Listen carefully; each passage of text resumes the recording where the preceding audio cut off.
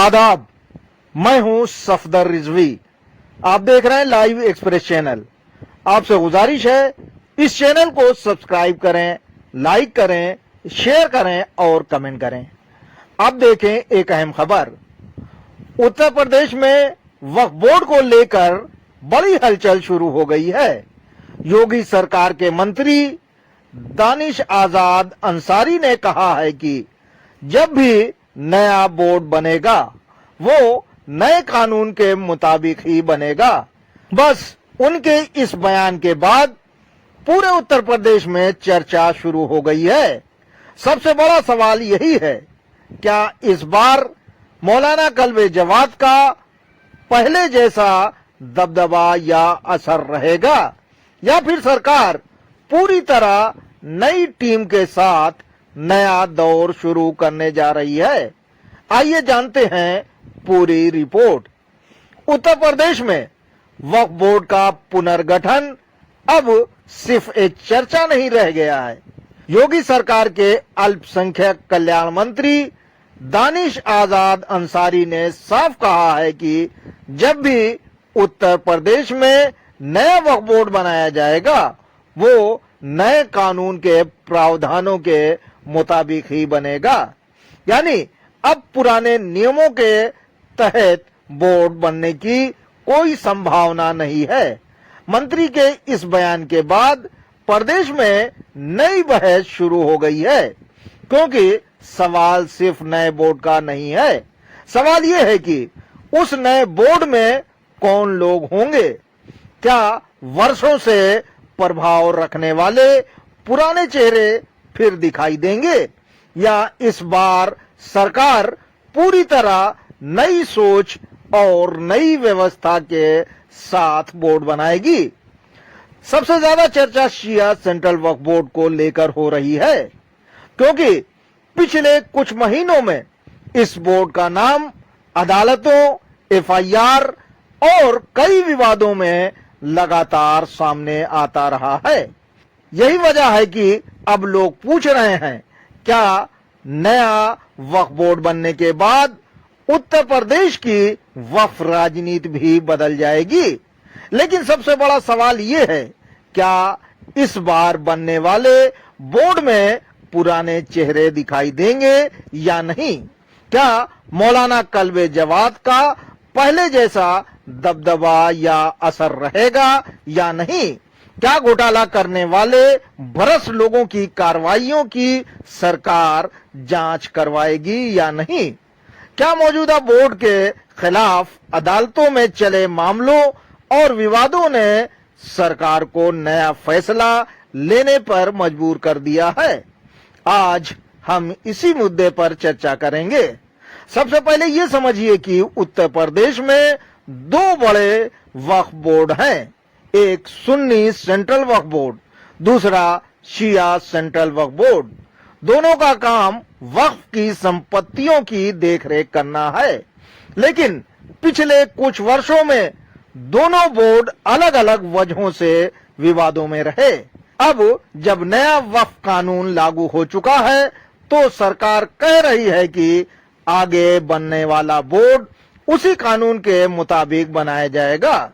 यहीं से पूरी बहस शुरू होती है। सरकार की तैयारी क्या है। जानकारी ये है कि इस बार बोर्ड की बनावट पहले जैसी नहीं होगी। महिलाओं को जगह मिलेगी, पसमानदा समाज को प्रतिनिधित्व मिलेगा और कानून में जो नई व्यवस्थाएं की गई हैं उसी के अनुसार सदस्य चुने जाएंगे। यानी ये साफ है कि इस बार सिर्फ पुराने तरीके से बोर्ड नहीं चलेगा। अब सबसे बड़ा सवाल यही है कि क्या इससे पुराने प्रभावशाली लोगों का असर कम होगा। यही वजह है कि पूरे प्रदेश में इस विषय पर चर्चा तेज हो गई है। अब जरा शिया सेंट्रल वक्फ बोर्ड की तरफ आइए, क्योंकि पिछले कुछ महीनों में इस बोर्ड का नाम अदालतों में सबसे ऊपर सुनाई दिया। एक के बाद एक मामले सामने आए।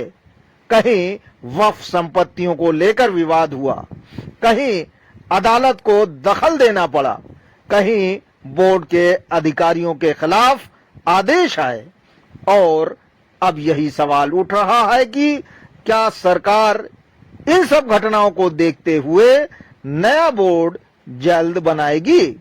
यही सवाल आज पूरे प्रदेश में पूछा जा रहा है। अब बात करते हैं उन मामलों की जिन्होंने उत्तर प्रदेश शिया सेंट्रल वक्फ बोर्ड को लगातार विवादों में रखा। सबसे ज्यादा चर्चा जिस मामले की हुई वो था बोर्ड के मुख्य कार्यपालक अधिकारी यानी सीईओ जीशान रिजवी का मामला। वक्फ ट्रिब्यूनल में एक मामला पहुंचा, सुनवाई हुई और सुनवाई के बाद अदालत ने इतना सख्त रुख अपनाया कि जीशान रिजवी को 1 महीने के सिविल कारावास की सजा सुनाई।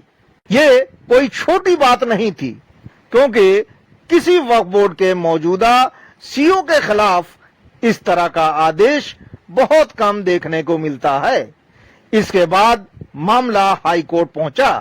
हाई कोर्ट ने रिकॉर्ड देखा लेकिन तुरंत कोई राहत सीईओ को नहीं दी, बल्कि कहा कि इस मामले को दूसरी संबंधित याचिका के साथ जोड़ा जाए और नियमानुसार आगे बढ़ाया जाए।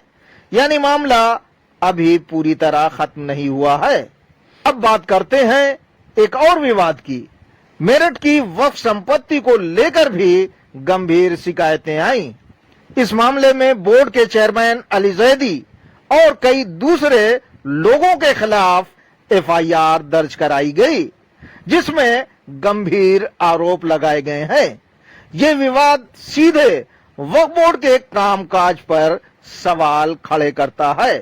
यानी सवाल सिर्फ एक संपत्ति का नहीं है, सवाल ये था कि क्या वक्फ बोर्ड अपनी संपत्ति की सही तरह से देखभाल कर पा रहा है या नहीं। इतना ही नहीं, बोर्ड के कामकाज को लेकर अदालतों में कई याचिकाएं दाखिल हुई। कई बार अदालतों ने सख्त टिप्पणियां भी की। यानी ये कहना गलत नहीं होगा कि पिछले कुछ समय में शिया सेंट्रल वक्फ बोर्ड लगातार कानूनी चुनौतियों से घिरा रहा।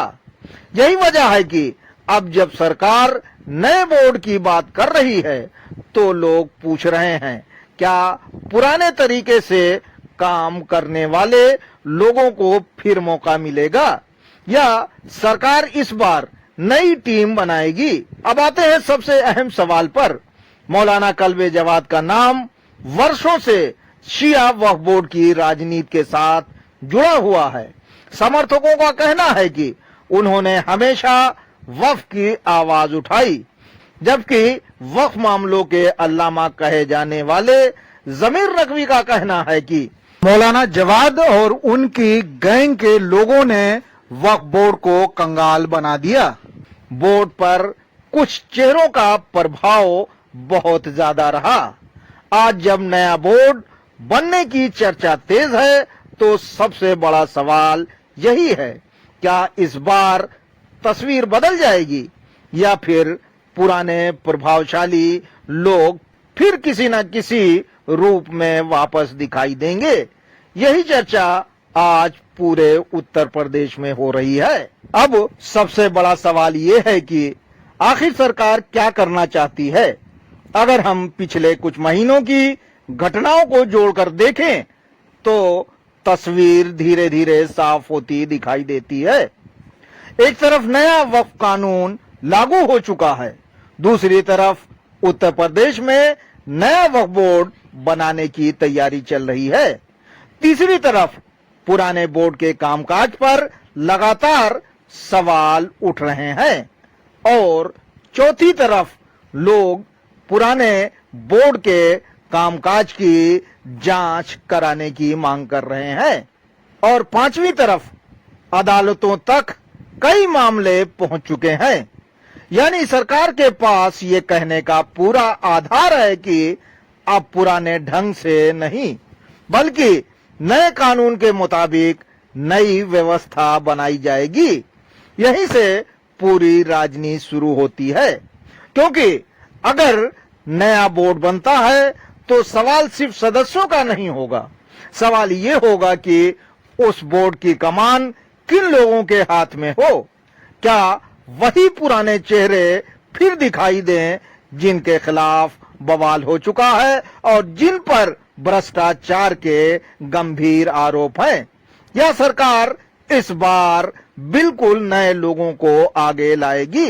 अब एक और चर्चा भी तेज हो रही है, वो नाम है वसीम रिजवी, जिन्हें अब जितेंद्र नारायण के नाम से जाना जाता है।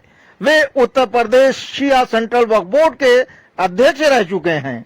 उनके कार्यकाल को लेकर भी अलग अलग राय है। कुछ लोग उनके फैसलों की तारीफ करते हैं तो कुछ लोग उन पर गंभीर सवाल उठाते हैं। लेकिन एक बात साफ है, जैसे ही नए बोर्ड के गठन की चर्चा शुरू हुई, वैसे ही राजनीतिक गलियारों में पुराने नामों की भी चर्चा शुरू हो गई। हालांकि अभी तक सरकार की तरफ से ऐसा कोई आधिकारिक बयान नहीं आया है कि किसी विशेष व्यक्ति को बोर्ड में जगह मिलेगी। इसलिए इस तरह की बातों को अभी सिर्फ चर्चा और अटकल के रूप में ही देखा जाना चाहिए। अब बात करते हैं उस सवाल की जिसे आज पूरा शिया समाज पूछ रहा है, क्या मौलाना कल्बे जवाद का दबदबा पहले जैसा रहेगा? क्योंकि वर्षों से जब भी शिया वक्फ बोर्ड की बात होती थी, उनका नाम सबसे आगे लिया जाता था। लेकिन इस बार हालात पहले जैसे नहीं है। नया कानून है, नई व्यवस्था है, सरकार का नया नजरिया है और अदालतों की सख्ती भी सामने है।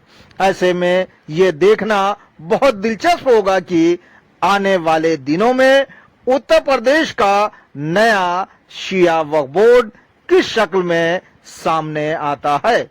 अगर सरकार सचमुच पारदर्शिता लाना चाहती है, अगर वक्फ की संपत्तियों की सही हिफाजत करना चाहती है, अगर अदालतों में जाने वाले विवाद कम करना चाहती है, तो नया बोर्ड सिर्फ नाम बदलने से नहीं बनेगा। उसके लिए ऐसे लोग चाहिए होंगे जिन पर समाज भरोसा कर सके, जो कानून के मुताबिक काम करें और जिनका मकसद सिर्फ वक्फ की संपत्तियों की हिफाजत हो। जहां एक तरफ नया वक्फ बोर्ड बनाने की सुगबुगाहट चल रही है, वहीं ऐसी खबरें आ रही हैं कि वक्फ बोर्ड के चेयरमैन अली जैदी एक मीटिंग करने वाले हैं। बताया जाता है कि इस मीटिंग में अदालत के फैसलों को लागू कराया जाना है। ये पहला मौका है जब अली जैदी अदालत के सख्त रवैये से घबराए और डरे हुए नजर आ रहे हैं, क्योंकि कई मामले कोर्ट की अवमानना के सामने हैं, जिस पर बोर्ड और अध्यक्ष के खिलाफ कार्रवाई हो सकती है। इनमें एक मामला ताल कटोरा करबला के सैयद फैजी का है, तो दूसरा मामला वक्फ अच्छे मिर्जा का। ये दोनों मामले बहुत अहम हैं। अदालत इसे लेकर अली जैदी के खिलाफ अवमानना की सजा सुना सकती है। बहरहाल इतना तय है कि उत्तर प्रदेश में वक्फ बोर्ड को लेकर आने वाले दिन बहुत अहम होने वाले हैं। सरकार क्या फैसला करती है, पुराने चेहरों की क्या भूमिका रहती है और नया बोर्ड किन लोगों के साथ बनता है, इस पर पूरे देश की नजर रहेगी। हम इस पूरे मामले पर लगातार नजर बनाए हुए हैं। जैसे ही कोई नया आदेश, नई नियुक्ति या नया सरकारी फैसला आएगा, सबसे पहले आपको पूरी जानकारी देंगे। अगर आपको हमारी ये रिपोर्ट पसंद आई हो तो चैनल को सब्सक्राइब कीजिए, वीडियो को लाइक कीजिए, अपने दोस्तों तक शेयर कीजिए।